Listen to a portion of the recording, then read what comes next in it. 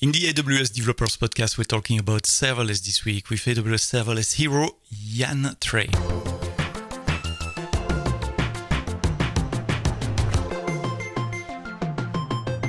Good morning, good afternoon, depending on where you are on this planet every Friday in your podcast application. The AWS Developers Podcast, we talk about all things that matters for developers and developers on AWS. And once again, we're going to talk about serverless. A few weeks ago, I had the pleasure to have as a guest Oli Mesrobian, the VP of Serverless Compute at AWS, and Julian Woods.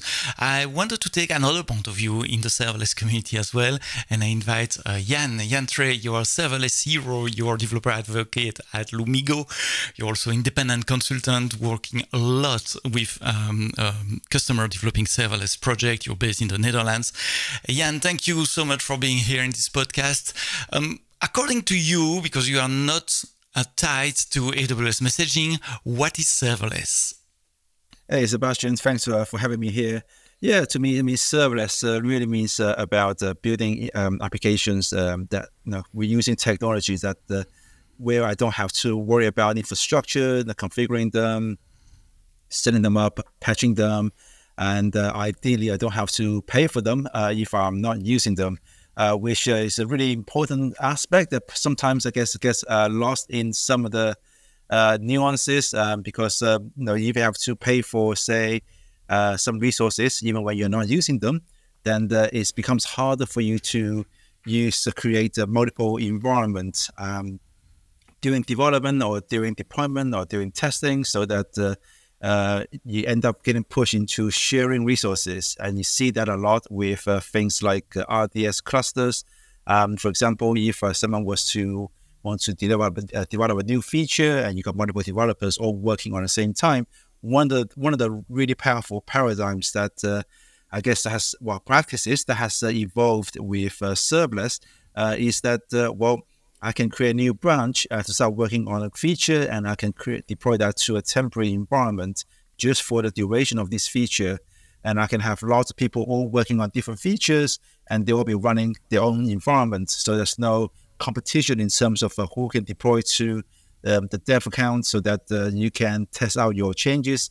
So you can have all of these temporary environments all live at the same time, and people working on them at the same time. And there's no extra cost because you only pay for things when you use them. So you only pay for API gateway and Lambda when they actually handle as a request. And then you only pay for DynamoDB when you actually make a call to get an item, update an item, and so on. But if you're using something where you're paying for the uptime of instances as opposed to what you're doing, then you have all of these temporary environments, and you don't want to create a new RDS cluster for every single one of these temporary environments, which then kind of forces everyone to having a shared RDS cluster that they all use, which introduces operational complexities and the orchestration and automation they need to do to make sure that everyone is using the same same RDS database, even though everything else in their stack, in their application stack, is completely independent, and they want to operate as much as possible independently so that they can make changes, run tests, and without impacting other people that are also developing something different at the same time. So this scale to zero is, or rather, pay per use is a really important aspect of what we think about when we think about the serverless. Unfortunately, that has been a little bit lost in some of the services that's been announced by AWS. You've got things like Elasticache serverless, Neptune serverless, and OpenSearch serverless, and a few other things like that, where they have serverless right in the name, but you are still paying for uptime for those services. I think for things like OpenSearch serverless, you have to pay something like $300 per month as a minimum for based on the uptime units, the minimum uptime units you have to have. So that's one of the things that I think is quite important when we talk about serverless, is this the idea of being able to scale to zero and the pay per use. And the community is very passionate about that definition, the ability to scale to zero. I asked the question to Holly in the other podcast episode, and she said, yeah, sometimes we have to innovate, we have to go fast, and we release something which we know is not fitting perfectly the definition of serverless, but it might be just a temporary step, like to get something out of the door, and then we're going to iterate on the service to make it more serverless. But here you're talking, of course, about the compute for the storage. It's normal to continue to pay even if there is no activity, because we need to keep your data. It's the example of DynamoDB. So you don't pay the compute when you are not using it, but you pay the storage, which is normal. Yeah, it's normal to pay for storage for, say, DynamoDB, but storage cost is a fraction of what you actually pay for in terms of the actual usage cost for DynamoDB. Whereas for something like OpenSearch, it's pretty much entirely what you pay for. And that's kind of the main difference, that I can have lots of DynamoDB tables. The storage cost is not going to cost me a concern. But if I have lots of OpenSearch clusters that are all running at the same time, because I've got multiple temporary environments that people are working in, then that cost becomes a concern because it can accumulate very quickly when you have lots of different temporary environments that people need to use. So serverless is not only compute. You talk about DynamoDB, which is database, a NoSQL database. I like to trace the origin of serverless with S3 and SQS at the very beginning of AWS, because they tick all the checkbox. You only pay for usage and storage for S3, and it's scaled down to 0. If you are not using it, you're not paying for it. Then Lambda came and changed the landscape of serverless, because now with Lambda and API gateway and step function, we can create whole application, backend and front end, just with serverless component.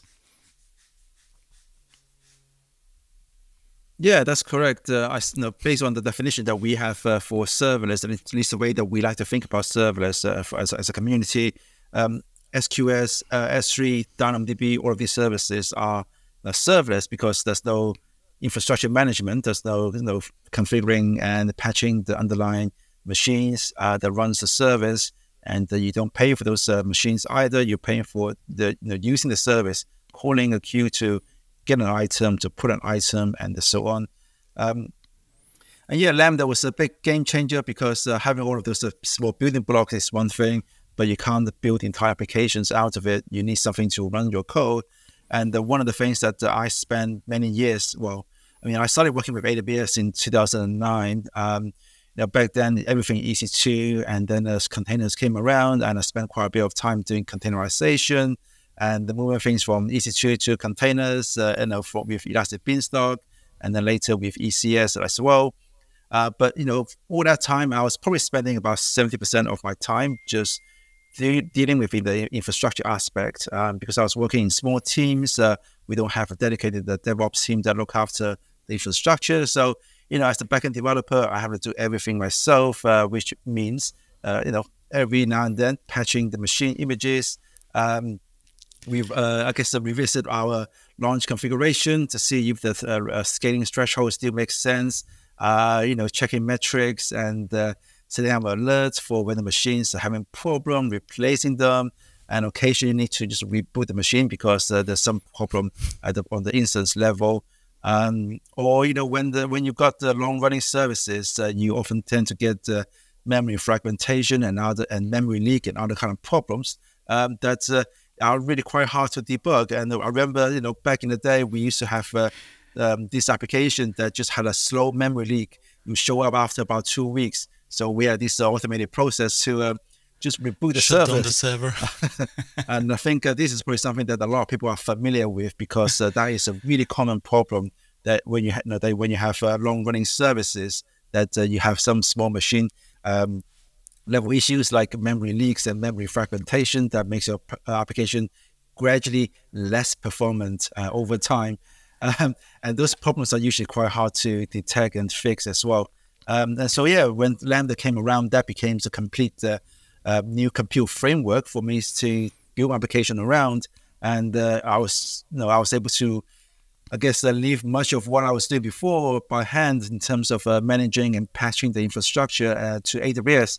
And I was able to spend much more of my time thinking about the architecture of my application, and also what my business what my user needs are, and how to deliver features for those users. So nowadays, I'm able to do things much more quickly as a developer. And I also guess for me at least, being a developer is much more fun because there's more of the things I like to do and less of the things that I had to do, but I don't enjoy doing. Things like, installing new patches and updating machine images and all of that stuff. I remember that. I remember that as well, spending nights to patch production machine in banks and or this server that we need to reboot every now and then, like every week we were just by precaution rebooting our Java application server to be sure that there is no memory leak in the application server. That was like almost at the end of last century, or at the beginning of this century. Yeah, and if you remember that when there was a Heartbleed and when that 0 day was announced, at the time I was working for a company. We had a mix of containers as well as the Lambda functions for different kind of workloads. We literally spent about 2 weeks patching all of the different machine images we had with for Heartbleed, and we spent two weeks. We have lots of different AMIs that we were using for our ECS cluster, but also our Docker images as well. That was a lot of work for the operation team to manage this runtime, and now we have someone else doing it for us. And there was a lot of buzz on social network and in the press for the last few months and even year maybe that Amazon is reducing investment in AWS, and there are two reasons why the bad buzz started. One of them is because the developer advocate team that were focusing on serverless moved to another team, the developer experience team where I am, and we talk about that with Julian in the other episode of the podcast, and you will have the link in the podcast notes. There was a bad buzz last year as well with Amazon Prime Video publishing a blog post saying that they migrate one very specific service back from Lambda to traditional virtual machines and container. So you're working with serverless projects and customer all day long, all weeks. That's your job. Do you really think that serverless is dead? Not at all. I think the problem is that a lot of people look at every single data point with tinted glasses, and they want to look at every small signal as to confirm what they want to believe, that the serverless is dead, that AWS is moving away from serverless because serverless is threatening maybe their livelihood, because the entire livelihood is based on running machines and patching them, perhaps. But the truth is that those are things that are, the Prime Video example. That's one team. That's one service for one team by one business unit within a very large company like Amazon that spans across so many different domains and so many different services. I know for a fact that the serverless is heavily used internally at AWS for many of its services, and also at Amazon as well. That's just one team who had one service which they built initially using step functions, because they didn't know if anyone was going to use this new tool that they were building. And over time, the context changed because the application got really popular, had a lot of throughput, and so they went from needing agility and time to market to needing to be more optimized for cost, where they don't need to change things regularly anymore. They don't need to do big pivots in terms of architectures and in terms of what they're doing. And so they wanted to optimize for cost, where the performance and throughput is now predictable, is steady, and is fairly high. And so, when your context change, you should need to evolve your architecture to meet your business needs. So that's just an example of evolutionary architecture. It's not a data point that, to say that Amazon has moved away from serverless. Again, it's just one team, one service. That team probably have a bunch of other services that are fully serverless still. But there's no need to write a blog post about all of that stuff because it's all business as usual. And as for the developer advocacy team, that's just an internal reorganization. Exactly. I mean, AWS is such a big company, and we've all heard about a lot of these, cuts that they're doing. In terms of authorization for the organization, and especially for something like Lambda and serverless, these services are now well adopted by the customers. They're well known by customers who knows about these services. So there also probably arguably less need for a dedicated advocacy team focusing on serverless, and should be looking at AWS and building products on AWS as a broader, I guess, a scope. Because ultimately, when we talk about serverless, we are talking about that, right? We're talking about building on the cloud. And I love the quote from Gregor Hopp that serverless is the true cloud native, because that's the way that the cloud wants you to build applications, to leverage the cloud for every ounce of every bit of capability that you can offer without you having to manage the underlying infrastructure for your application. And I think with that, we look at things with that the lens. You're really looking at AWS as the product, not individual services. And so it can also make sense that the advocacy team focusing on, okay, how do we tell people to use AWS to build a product as opposed to individual services? Because serverless technologies are not going to be a good fit for every single use case. A big part of the education is going to be when do you use serverless and when do you then switch to containers, like the Prime Video team did when the context change. Another one is actually a good practice to refactor your application based on the context, based on the change of requirements, and deciding to move to maybe other technology. The option was not valid at the beginning when they choose that technology, but at that time they didn't know the typical workload of that application, the typical patterns of that application. So it's a good practice, and I like to pick a bit of your brain in terms of the experience you have developing serverless application, to talk about this good practice and the typical pitfall for enterprise. What is the best way to fail a serverless project? Let's start with the bad practice, and then we'll move to the good practices after. Yeah, the best way to fail is to try, especially for enterprise, is to try to take on too many challenges and changes all at once. And that's a really common anti-pattern I've seen, where you've got a lot of enterprises coming to not just serverless, coming to the cloud for the first time, and they're used to building monolithic applications. They're still very much thinking about in terms of monoliths, in terms of the developers internally, and they try to move to the cloud. They try to modernize, and they try to follow many of the modern practices in terms of building applications. So you're looking at going from monolith to microservices, going from monoliths to event-driven architecture, going from running on premises to using serverless technologies, and going from SQL to NoSQL databases. So those are four big paradigm shifts. And often I see that the teams try to do all of them at the same time, and probably not realizing just how much they're taking on, how many new things people have to discover. And when you learn something for the first time and you try to do something with it, of course, you're likely to make mistakes. And when you have to learn so many different new things, new paradigms, new ways of thinking all at once, just imagine the amount of mistakes that someone can make along the way. So I think that's probably the one biggest, downfall or mistake that people make when it comes to adopting serverless, is that they're not just adopting a compute platform or a way of building applications, but they're also at the same time changing the way they're building application in terms of monolith versus microservices, in terms of monolith versus event-driven architecture. So I guess my advice there would be to try to limit the scope of what you're changing all at once.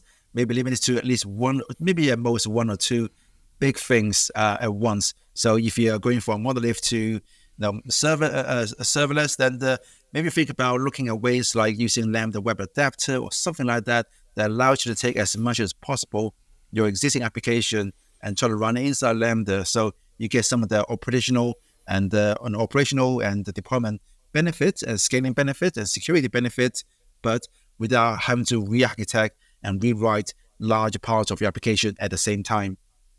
So actually, going from monolith to microservice is not related to the decision to go from server or container to serverless. You can have a monolith in Lambda. That's what you're saying. We can take an existing web application, put the web adapter in front of it, and run your entire monolith inside a Lambda function. Is it a pattern that you're seeing a lot for companies that want to migrate to serverless and to quickly get the first benefits of scalability and high availability without refactoring the code base? I'm definitely seeing more and more of that, but probably not enough. There's still a lot of teams I see that when they try to do that migration, they're trying to do that one big jump all at once. So a big bang change where they are rewriting a lot of the application, also from the database point of view as well, which is why there's still so many people are struggling to make that jump. Whereas other teams who are, I guess, shall we say, more aware of the challenge that they're taking on, have made that jump by going to monolith in Lambda function first, and then over time gradually refactor and moving things to a more idiomatic way of building things on Lambda in terms of having single purpose functions, a more granular permission management and things like that. But that's becomes more of educated move as opposed to just, oh, we have to do this because that's what everyone does. I can see the challenge migrating from a monolith to microservice, changing to EDA, development-driven architecture, event-driven architecture, changing the GitOps flow to deploy that, and maybe changing the database as well to go from relational to NoSQL. If you do all that in the same project at the same time, I understand that the chance to succeed are very small. But by the way, is it possible to continue to use relational database with Lambda? I know the answer is yes, but the fact that we need a TCP connection to connect to a relational database, is it working well with the idea of container or runtime environments? I should not say container, that are starting and stopping and scaling. Yeah, so managing connections to SQL databases, that still works just fine with Lambda. There are, of course, additional concerns that you have to think about because, Lambda, you got a lot of small independently executing environments for even for a single Lambda function. So every single one of those execution environments needs a connection. So in terms of the number of connections you need compared to, say, a server for application running on EC2 or containers is different. With those server for architectures, you need fewer connections, which are more heavily utilized because there'll be multiple concurrently processing requests on every single instance of those EC2 servers or containers. Whereas with Lambda functions, your execution environment handles one request at a time. So you really just need the one connection per environment. And they also just does one thing at a time, which means that they're not going to be quite as active on those connections. And so the way you kind of manage your connections, how you configure how many connections you should have, like the maximum connection settings and things like that, need to adapt to the way that Lambda execution environments work. So there's a few settings you need to change. There's also the database proxy service you can use as well to help alleviate some of these challenges, some of these problems that you may have. Of course, there's additional costs associated with that. And of course, using Lambda with RDS typically means you have to put your Lambda function in the VPC. But Aurora has got the serverless offering now, and they have the data API now support for V2, which makes that connection management not an issue if you're able to use Aurora Serverless and use the data API instead of the more traditional sort of connection based like GDBC or exactly type of connection. The data API is an HTTP API. It's a bit like the database proxy. So you send your SQL statement over an HTTP connection, and you receive the data back. That's the DB API. Yeah, exactly. So the way you talk to your database is just in the API call like you do with DynamoDB and other AWS services that you consume, as opposed to it being a long-lived socket connection to the database. So we talk about the pitfall. The pitfall is to try to change everything at once, monolith to serverless, event-driven application, changing the database. What are the good patterns that you see in successful serverless projects? Yeah, some of the good patterns are, I guess, doing everything, doing the common sense things well. None of them are really, spectacular or something that's probably surprising to people that are using serverless for a while. It's about things like, okay, doing smaller steps, migrations, so that you have a less risky path rather than the one big bang. You're making smaller steps.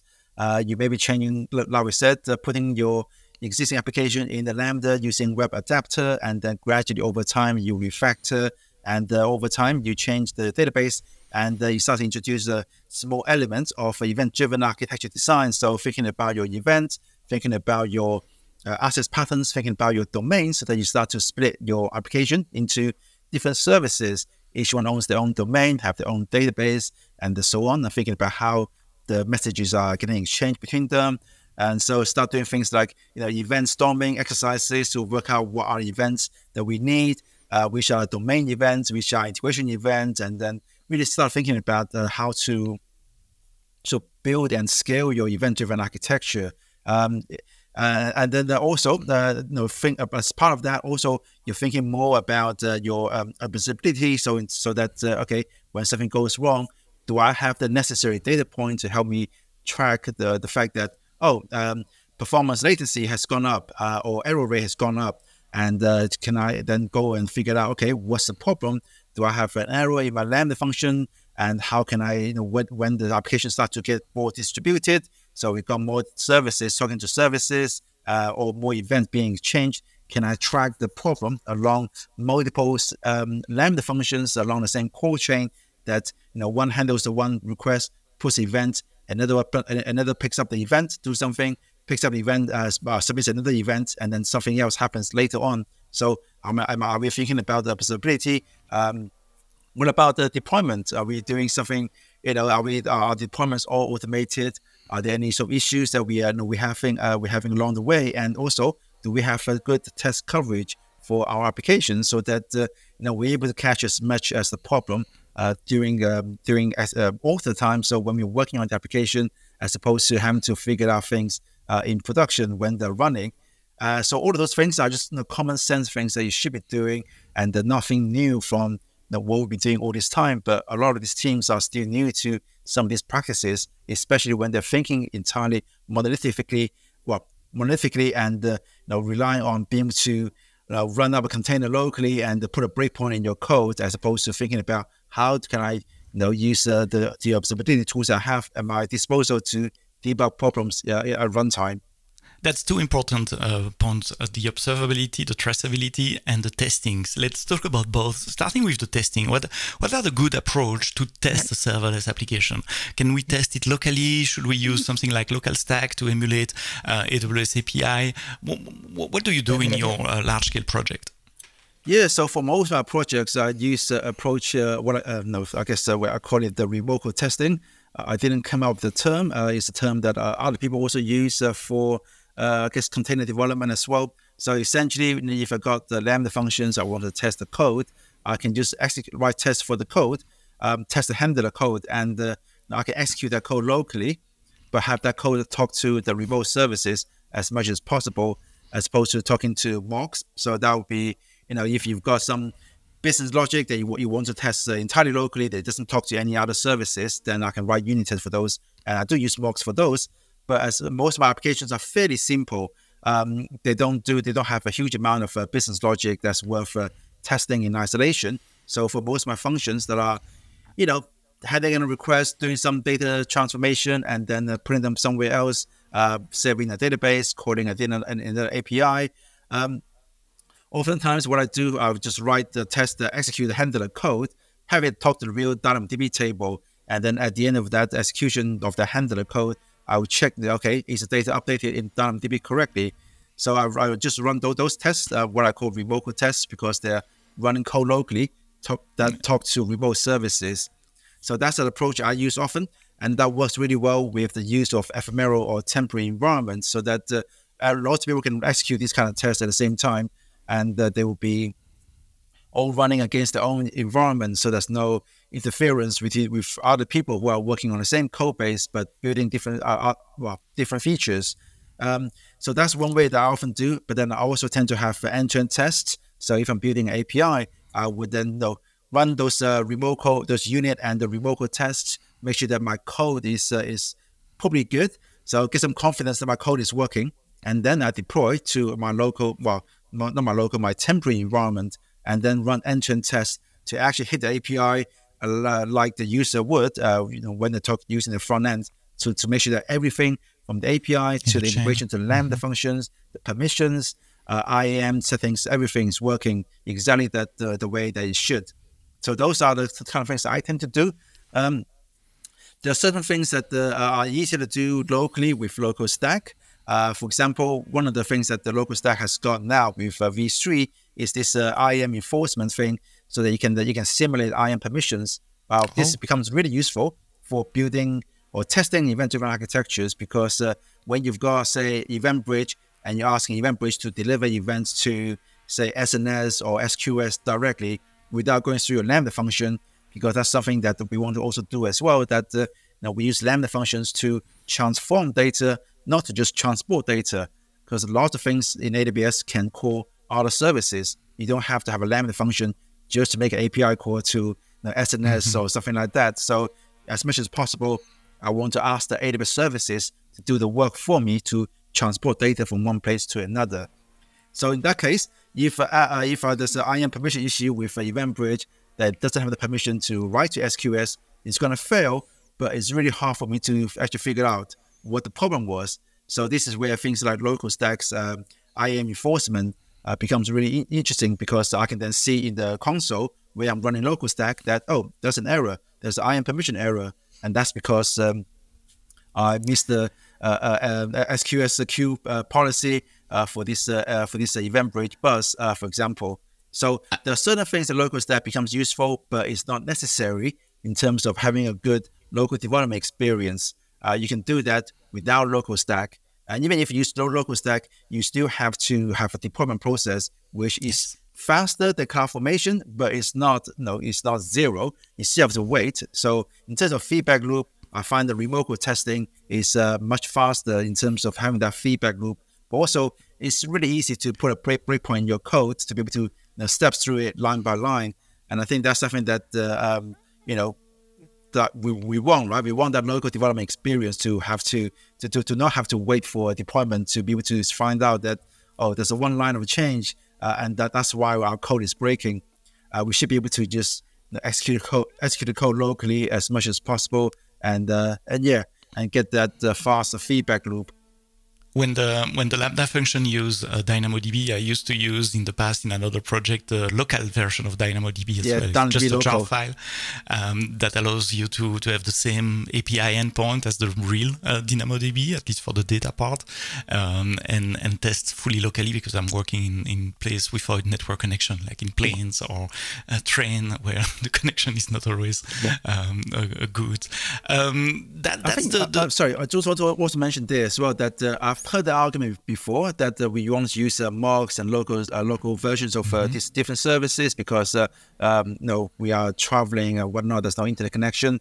I think that's fine, but really be careful when who's making the argument, because that's not the norm for most people.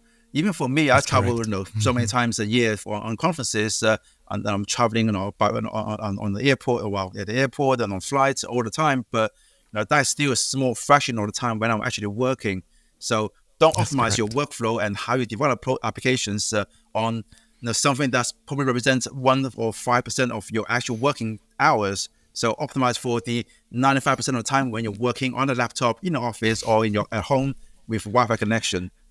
With a good fiber connection. Exactly. So that was the testing part. What about the observability? What are the good practice in terms of observability? Obviously, it changed a lot from traditional on-premises application or even server-based application. So what are the tools, the methodology that you use or recommend to use to understand what's happening into a system made of multiple Lambda functions, step function, even bridge rules, and others? Yeah, so I'm a bit biased here, but I'm a big fan of Lumigo. I've used them for all of my projects that I've built for clients as much as possible. Because I think if you've got a mostly serverless application, then the Lumigo is the quickest way for you to get a really good observability out of the box. But if you have to build something yourself using the primitive tools like the stuff that comes from AWS, then there's a few things you want to make sure you do. Again, none of it is it's things that it's everything is what you should expect. It's all common sense things like using structured logging and using sensible log levels in your logs so that it's not everything is a debug log. We want to differentiate what's the debug log, what's the info, what's the warning and error and so on. And then in production, you don't want to be, want to set your log level, which is a threshold to say like warning or info at least, so that you don't have all of those debug logs, which are useful for development and testing and things like that, but not so much in production because you're going to have so much logs. And one of the big problems that we see in a lot of the AWS environments is that the logging cost or this CloudWatch cost is much higher than your actual application cost. Almost every single client's application I've looked at, CloudWatch logs and CloudWatch in general is a higher cost compared to the Lambda functions and API gateway and DynamoDB. Wow. And that is oftentimes, a sign that okay, it's great that you are logging, but are we getting? But for observability for a lot of people is expensive but bad, and we don't want that. We want something to be cost efficient, also delivers a lot of value. When you have too much information, it becomes harder for you to find the information you're actually looking for. So for one, make sure that the way you're logging is it makes sense. It actually gives you value, and also when it comes to more sort of distributed environments, more complex environments, with typically event-driven architectures with lots of different functions handling different events. You also want to make sure that you have good tracing across multiple functions. X-ray is okay, it comes out of the box, but X-ray still requires you to do quite a bit of work in terms of instrumentation. I know things like Lambda Power Tools help, but it's not quite automatic as we like. Again, that's why I tend to use the Lumigo instead, because all of that is automated. I don't have to do any manual instrumentation, and the tracing actually works a lot nicer compared to X-ray. And one of the big problems I find with X-ray is just that the queries are quite hard. It's really difficult to find the specific trace that you're looking for.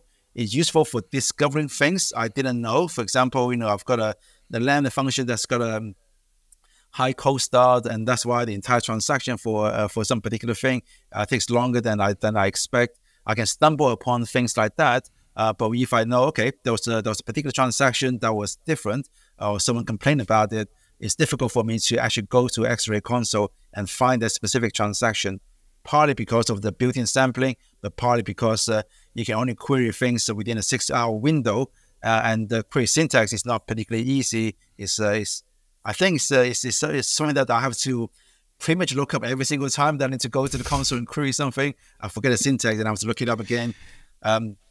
So yeah, for me, I think you're doing a lot of basic things would give you take you a long way. But I think using the right tool, using tools that are more built for purpose, especially for a serverless environment like Lumigo, I think that's going to help you a lot more. Of course, there's additional cost concerns and whatnot to think about. But ultimately, I think if you're going to be investing into observability and helping developers debug things quicker, optimize for creating value for that tool chain, as opposed to find the cheapest thing you can find, which doesn't really help you a lot. Your time is valuable as well. Yes, absolutely. As well. So if you can save time on debugging and collecting data for observability. I was smiling when you said, but I have to think about the syntax to query X-ray every time I'm going into the console. I was thinking, hey, maybe this is where Amazon Q can help and can generate the queries perhaps for you for the future. Talking about the future, how do you see the evolution of serverless? In my opinion, serverless is here to stay. It's a technology which is part of the cloud. You mentioned the quote from Gregor. That's the cloud native way to build application.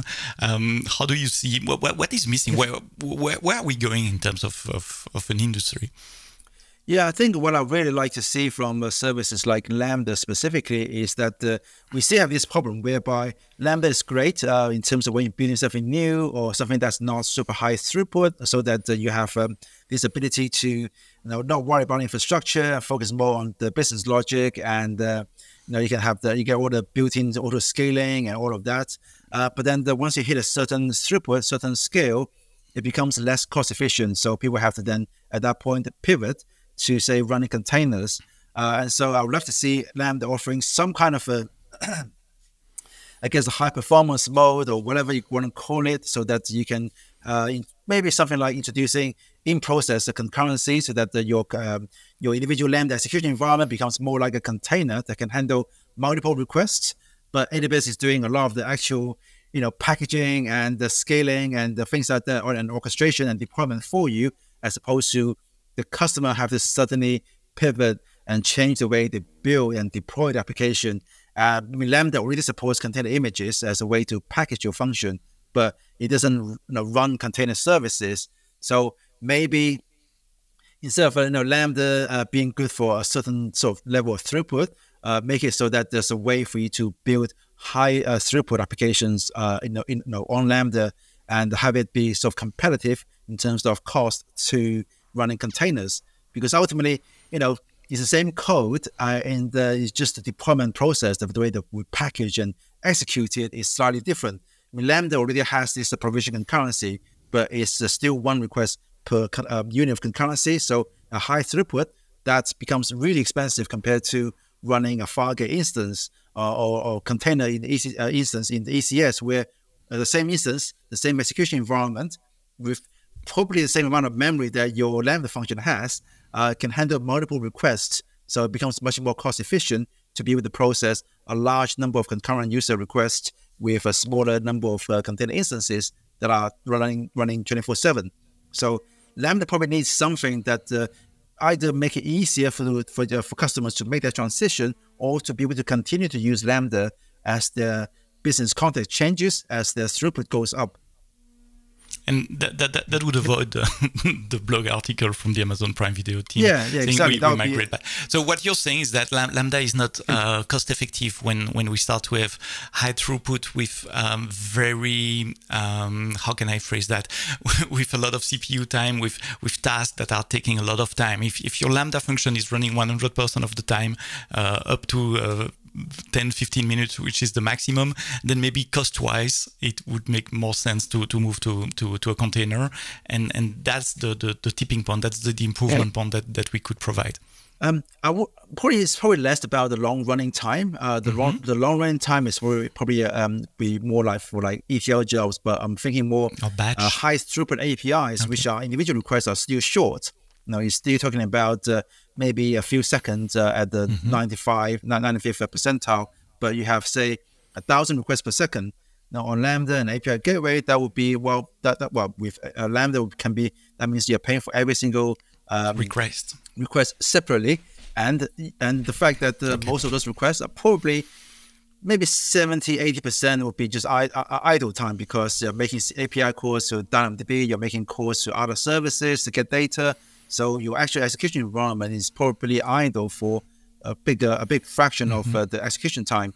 So with containers, you can handle multiple concurrent requests in process, which means some of those idle time is you're utilizing the CPU more, and the resources is better utilized. So you need fewer instances of individual execution environments to handle the same number of concurrent requests.